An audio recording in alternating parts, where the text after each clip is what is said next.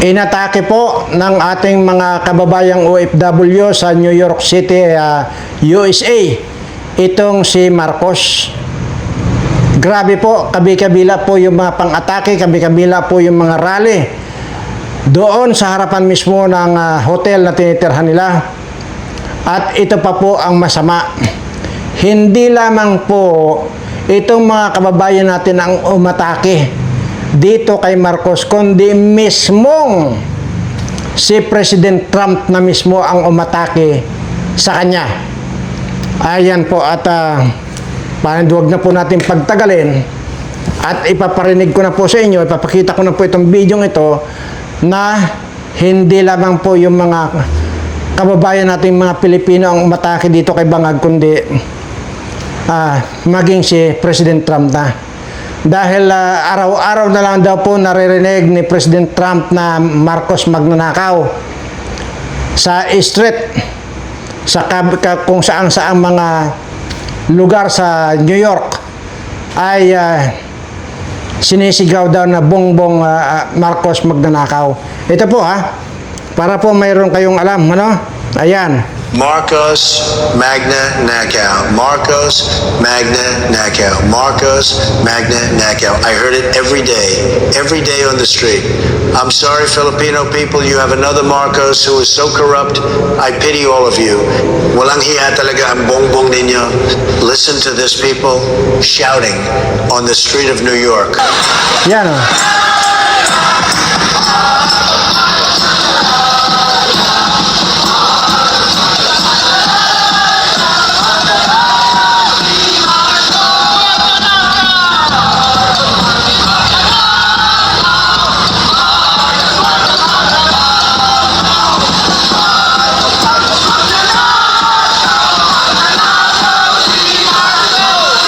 Marcos Magna Nakaw. Marcos Magna Nakaw. Marcos Magna. See? At araw-araw na lang daw po naririnig ni President Trump itong mga nagraraling mga kababayan natin at ay sinisigaw nga daw Marcos magnanakaw. Grabe. Nakakahiya talaga. Sobrang nakakahiya. Hay.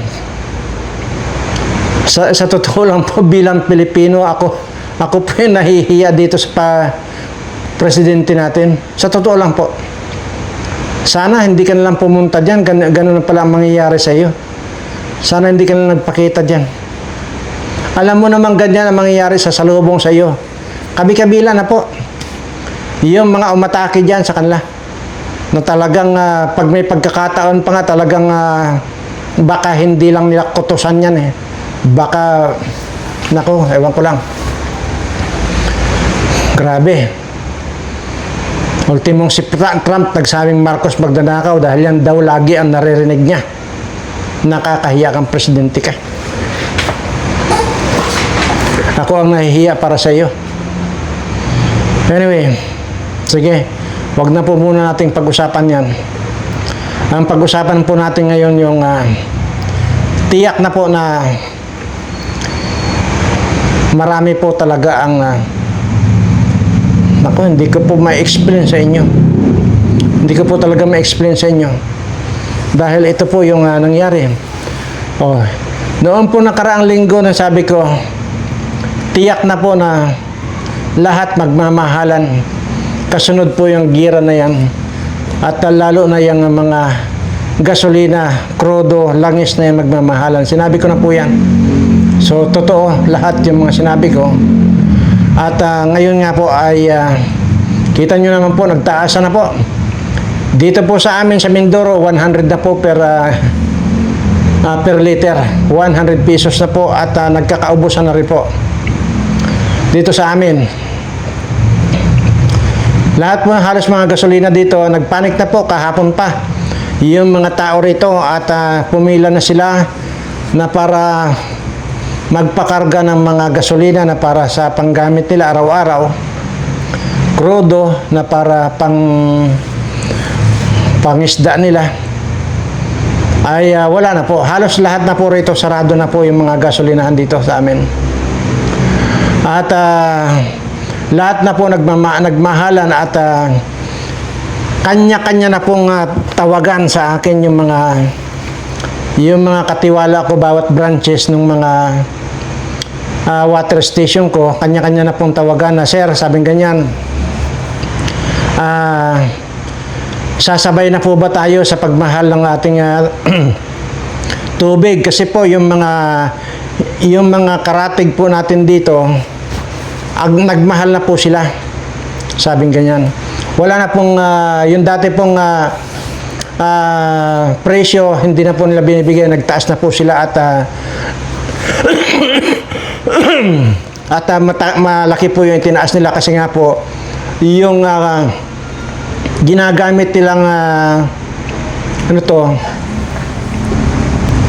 generator ay yun nga po mahal na yung gasolina. Sabi ko sa inyong lahat, inuorderan ko na wag kayong gagaya sa pagtaas. Wag na wag kayong magtataas dahil unang-una nakadapa na nga itong mga kababayan natin, tataasan nyo pa. Hayaan nyo yung iba dyan magtaas, hayaan nyo lang. Huwag kayong sumunod at kasi daw mayroon daw umiikot doon na ang sinasabi raw ay dapat daw lahat ng mga presyo ng tubig ay pare-pareho daw ang taas. Sabi ko hindi. Walang susunod sa inyo. At lalo na yung mga inakala nyo naman, yung mga dating discounted na mga customer natin, itong mga mahihirap natin mga customer, alam nyo naman yan, dapat nga babaan nyo pa kung pwedeng ikalahatiin nyo na ang pagbaba ng presyo ng tubig natin, sabi ko ganyan. At imagine mo, tataasan pa ba natin yan? At hirap na nga sila sa buhay, tataasan mo pa, ay importante rin yung tubig. Wala naman sila masusulingan kundi tayo ng mga mayroong water station, sabi ng ganyan. Kaya lahat po ng mga 25 branches ko ng tubig, nagbaba na po ako ng memo na walang magtataas. Bagkos doon sa mga mahihirap nating customer, ibaba nyo pa hanggang kalahati yung dating presyo nila.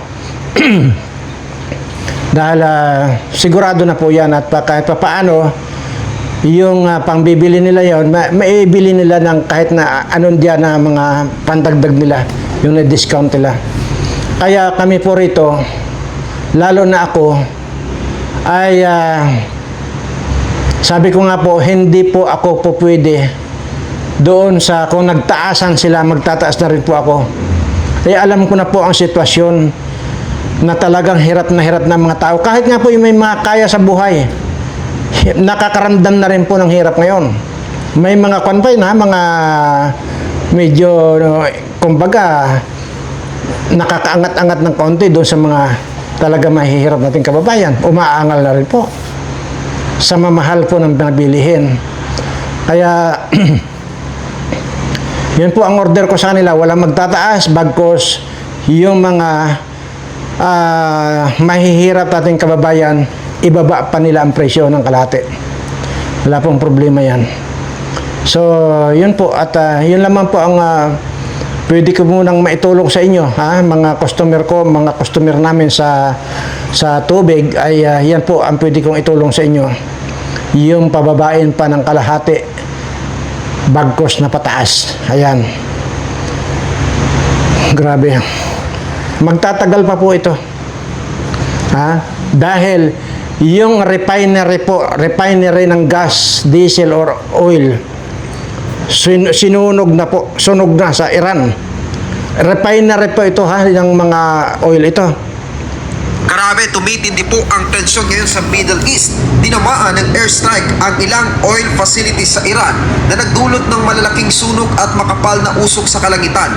Ayon sa ulat ng Al Jazeera, 4 na oil storage facilities at isang oil transfer center ang tinamaan sa Tehran at sa probinsya ng Alborz. Hindi bababa sa 4 na tanker drivers ang nasawi sa pag-atake. Sinabi naman ng Israel na target nila ang mga fuel facilities na ginagamit umano sa military operations. Sa inyong palagay mga kababayan, magbibigay ba ng matinding ganti ang Iran dahil dito? Please comment your opinion below. Grabe, tumitindi. Ayan po. Narinig nyo? Magtatagal po ito. Kaya, hindi ko ma-imagine kung hanggang kailan makakapagtiis itong mga kababayan natin. Sinabi ko po sa inyo, kahapon lang sinabi ko, baka hindi po natin mapigilan yung mga kababayan natin at baka po dito mismo sa loob ng bansa natin baka magkagulo. Hindi ko naman po sinasabi yan, pero parang nakikinikinita ko na po. Imagine nyo ha, ito na lang ibibigay kong example sa inyo. Yung anak mo na nagdididi pa, walang tigil sa kaiiyak dahil sa gutom na.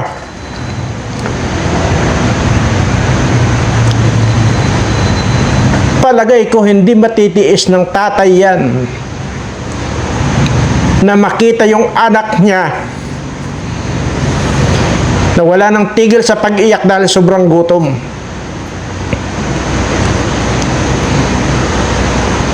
Hindi ko lang mabanggit dito kung ano pa ang pwedeng mangyari.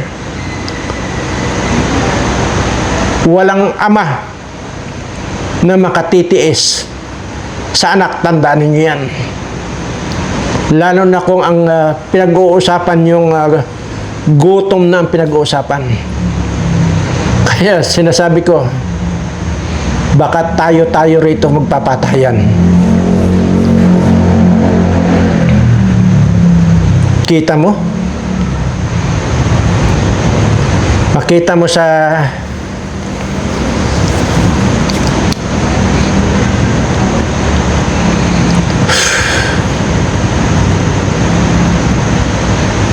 hindi lamang po yung dumididi ng mga may anak nito.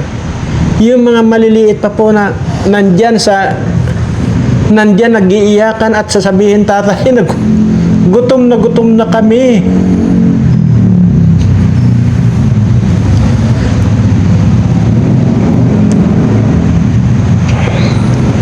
Ewan ko lang. Ano pa pwede mangyari? Ito po yung hindi na abot isipin nitong bangag na administration ito. Wala lang silang ginawa kundi sige lang magnakaw mga buwakan ng inanto. Kagaya ng pagpunta-punta niya, wala namang kwintang ayang pinunta-punta na yung mga working visit daw kuno. Ano yan? Yung tungkol lang sa kababaihan para ipagtanggol lang si itong dilima na may sapak din sa ulo. Di lang may sapak sa ulo, naglilinibog pa. Yun lang, nagkagastusan. Yung mga nakatambay doon ng mga Mercedes-Benz na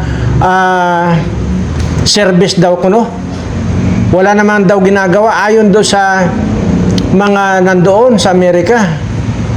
$100 per hour. At yung sinukyan pa na helicopter, talagang grabe pagkamahal. Yun lang, nagawang magwaldas pa ang pira nitong bangag na ito. Pero itong mga kababayan natin, ito nagsisimula na po yung kagutuman. Sabi ko nga po, kung yung walang gira,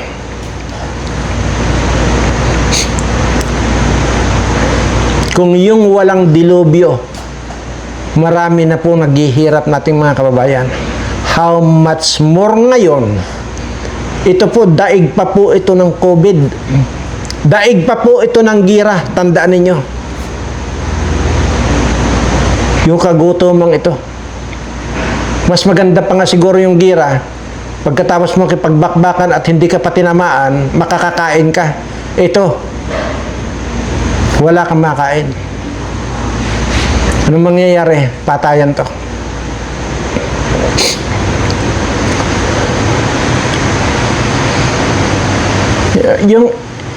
Yung ini-imagine ko lang po, yung may mga pamilya na may 3 hanggang 4 na anak nila na maliliit pa. Nasabay-sabay yan na magsabing gutom na kami, tatay. Palagay ko.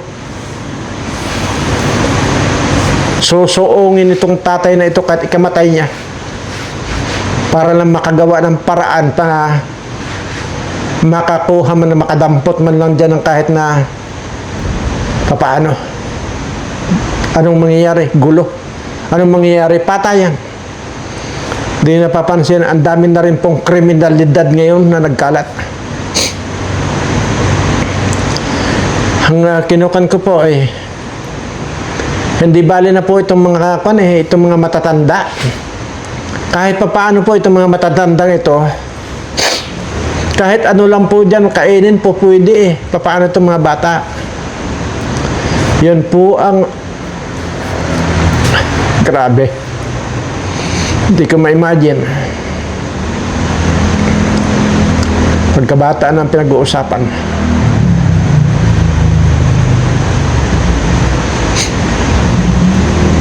Kaya ngayon, yung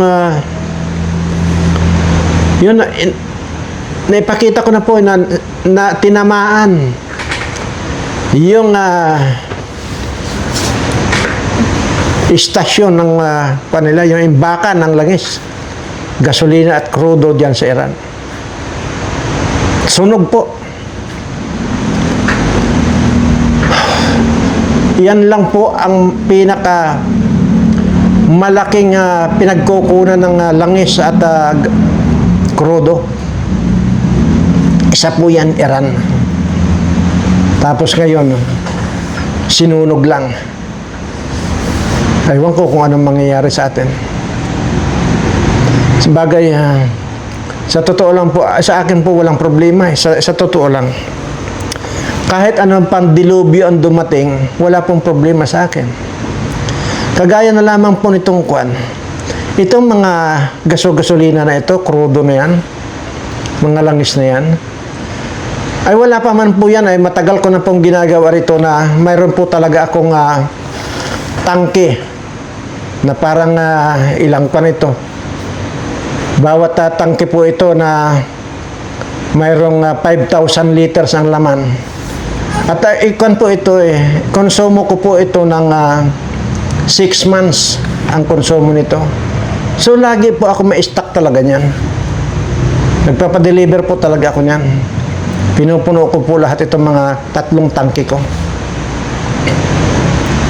So ibig sabihin kahit na hanggang 6 months na walang supply ng gasolina, crudo na yan, ay normal lang yung kilos namin. Kasi nga, natagal po namin ginagawa ito. Talaga sigurista lang po talaga ako. Hindi po ako maasa dyan sa mga ano yan. Maliban magpapagasolina man ako, magpapagas man ako, halimbawa sa mga ibang gasoline station, pagka halimbawa malayo kami rito, saka pa lang kami magpapagasolina, pero lagi po kami may stock at madalang po kami magpagasolina sa mga gasoline station dahil meron kami sariling tangke. At yun nga po, 6 months po tatagal to. Dahil dito pa rin yung mga gamit pa rin po itong mga motorized bangka at binibigyan ko rin po yan. Kaya nag-i-stock po ako ng mga gasolina at crudo na yan. So ibig sabihin hindi po ako apektado dito sa kahit pa matotally mawalan ng supply yan. Lahat hindi po ako apektado. At dahil nga meron akong stock.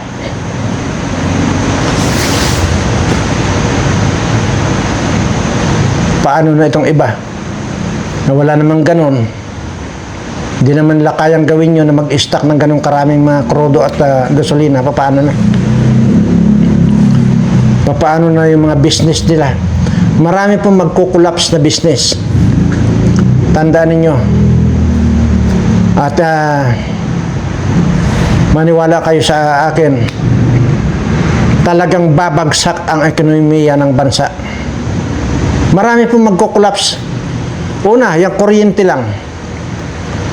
Biglang tataas yan. Mga kuryente na yan. Mayroon na nga announcement na tataas ng kuryente. Kasi, ano ba nagpo-produce ng kuryente? Hindi ba diesel? Langis pa rin. Oh. Oh, pag nagtaas nga yan, langis, krudo na yan. Oh. Taas lahat yan. Yung kuryente na yan. Kaya, babagsak po ang ekonomiya.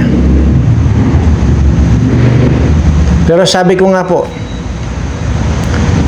kahit na sa loob ng 6 months, walang supply ng krudo, langis at saka gasolina na yan, hindi po ako apektado lalo itong nagmamanufacture ng mga solar panel, hindi po kami apektado. Pero sigurado ako sa mga ibang kumpanya, babagsak yan. Dahil nga wala silang ganong stock na krudo. Kaya po talagang lahat po yan yan po doon ako nag-invest talaga sa ganyan. Kasi nga po, alam ko na if ever magkaanuhan man, sabi ko nga, magkagira man, yan, at least meron akong magamit na gasolina kung pagkatapos ng gira na wala akong mabilhan ng gasolina, ay di may magamit ako. May magamit pa ako sa loob ng 6 months. Kaya, pwede pong mangyari dito. Babalik tayo sa kabayo o di kaya kalabaw na sasakyan. Ang dami pong naapektado.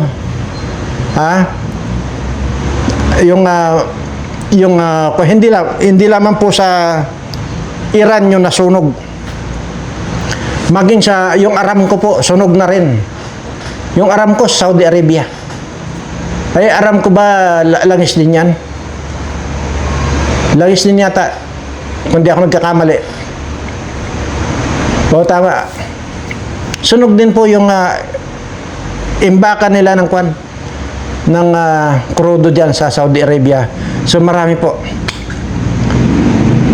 So, yan na lang po sa Iran eh.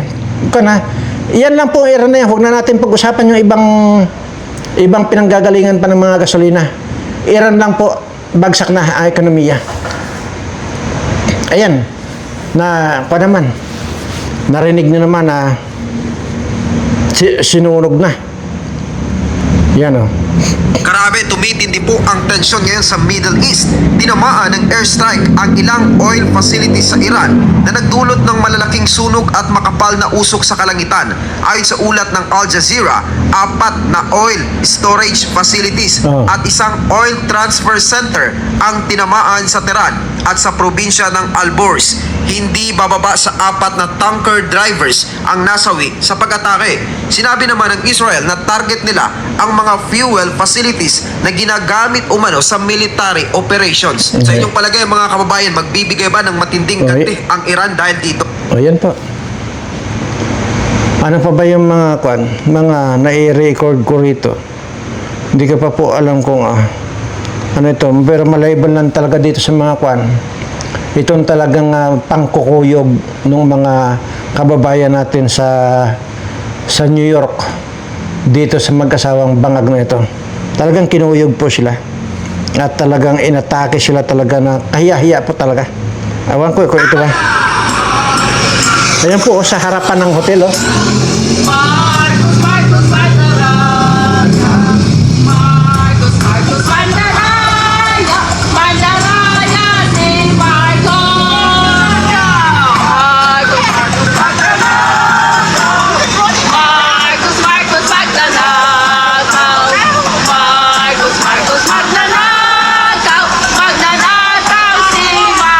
po. Sa harapan po mismo ng hotel nila sa New York, inatake po sila ng mga kababayan natin. Grabe, ano? At ano pa ito? Mayroon pa po akong isang ito na po Ito pa, nakakapangilabot. Pero ayoko na magsalita. Hayaan nyo kung pakinggan nyo lang, ha? Period. And then he China may attack the Philippines and Taiwan amid the ongoing conflict in the Middle East. That's according to former NEDA Secretary Winnie Monson. More on this report.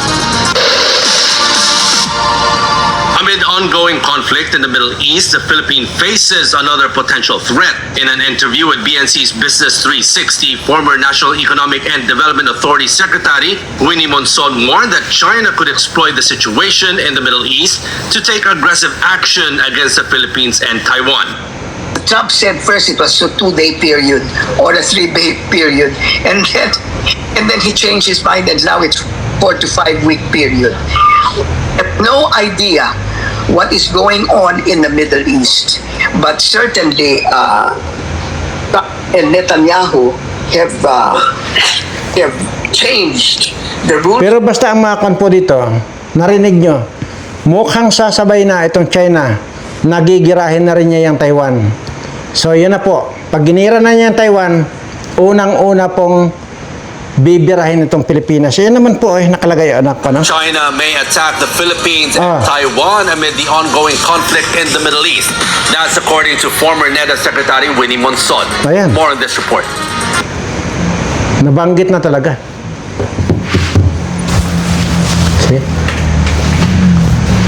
Wala pang ako nito, ha? Wala pang gira ito. Lahat na ng bilihin nagtaasa na. How much more kung may gira na?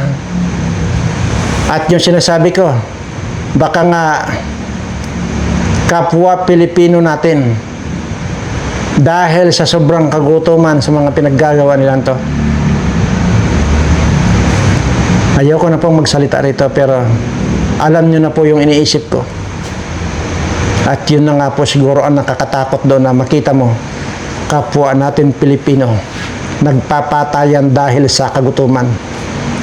Baka hindi na po nila intindihin yung mga gira na yan. Ang iintindihin na po nila, yung mga pamilya nila nag-iiyakan, mga anak nila nag-iiyakan, sigaw na ng sigaw, ng gutom na sila.